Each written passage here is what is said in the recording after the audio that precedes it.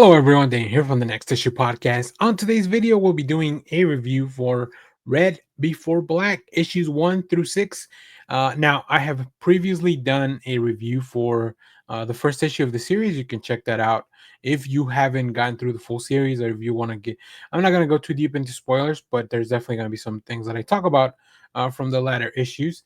This is a book written by Stephanie Phillips, illustrated by Goran Sudžuka, colors by Ives Vorsina, and letters by Tom Napolitano.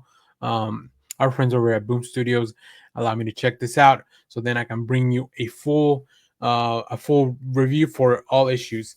Now, I'm a big fan of Stephanie Phillips, whether it's the superhero stuff over at DC or Marvel, or create her own work like Grimm over at Boom Studios as well. Like, this was a book that I wasn't sure where it was gonna fall, as far as the specific genre and things that were gonna I had never seen a story that was kind of like in this crime noir. This takes place in Florida, so it's a very specific feel that I had not seen from Stephanie Phillips.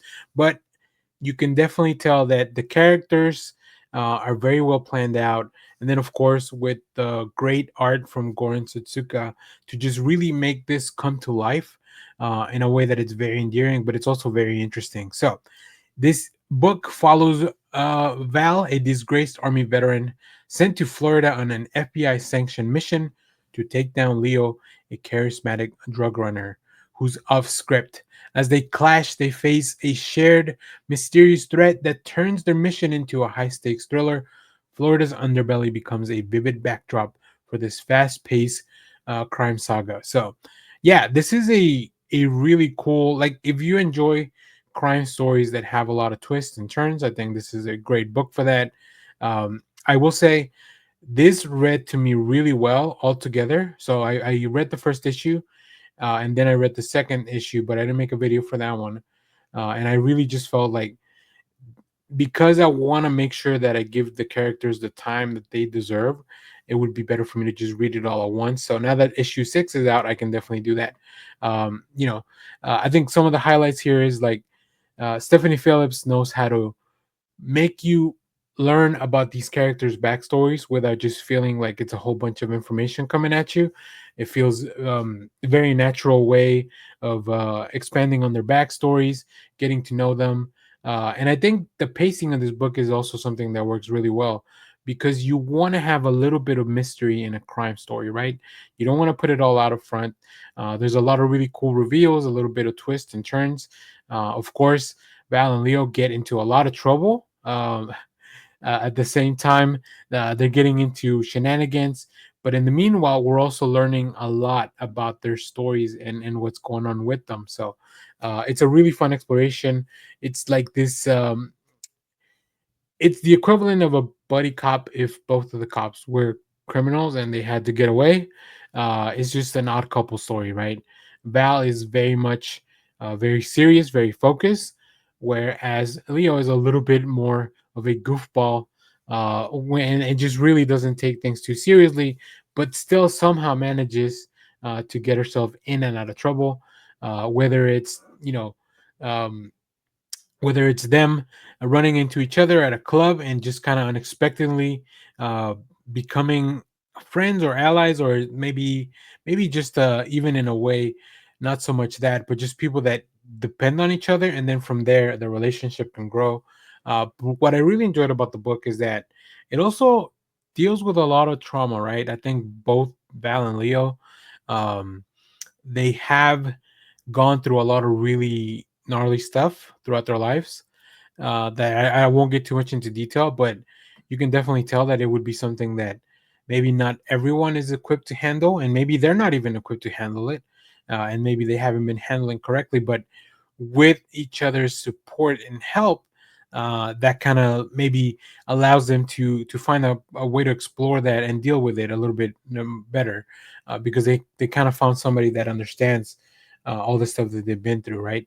I think their evolving relationship really becomes the emotional core of the story, as it kind of oscillates between who's in control, who's got the upper hand, and then do they have to work together.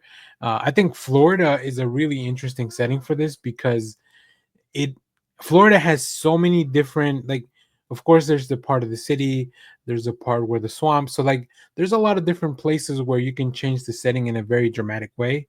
It almost functions like a third character that's kind of running along with our main characters here. And there's a little bit of noir, there's some supernatural stuff that happens where you kind of question yourself, is this really happening, or is this just because of it's the best way to present it artistically. So there's a lot of suspense, a lot of surreal imagery in this book. um, a lot of really cool highlights of, I think the color red is very important, and that's why it's, I think, part of the title. But it really just kind of naturally comes into the book. So as I mentioned, I think the art team just does such a good job at bringing these characters to life, making it feel realistic, making it feel gritty. But then you have those really crazy, flashy, impressive visuals that change the tone every once in a while. There's some really kooky characters. There's some really sad stuff too. Like it's very interesting when the mood really shifts very abruptly from page to page, and I think that just has a lot to do with how well timed the script for this book is, right? There's a lot of things that happen on a in a page turn reveal, which is very interesting. I always like seeing how those things work out, specifically when you're reading this. So I can't wait to go back and check this out. I think this is going to be a great collection. So if you're waiting for this, there'll be a collection later on from Boom Studios. They usually collect their stories and they do it in such a good way. So yeah, I really enjoy this book. Really enjoy the story, and I thought these characters were very interesting to follow along. And I think you'll be very surprised when you get to the end and you figure out everything and how all the pieces kind of fall into place, or how all the pieces just kind of end up in the board. So, if you like crime stories, if you like surreal art, if you like an odd couple type of tale, I think this is the best book for you at the moment. So, highly recommend you check it out. So, if you have read this book, let me know what you thought about it down in the comments. As always, thank you for watching, everyone. Remember to share, like, subscribe, hit the bell so you know when we go live. That is most Saturdays, 10 a.m. Central Standard Time. And stay tuned. We have more comic reviews, trailer reactions, TV recaps, all that fun stuff here in the channel. Thanks for watching, everyone. Bye bye.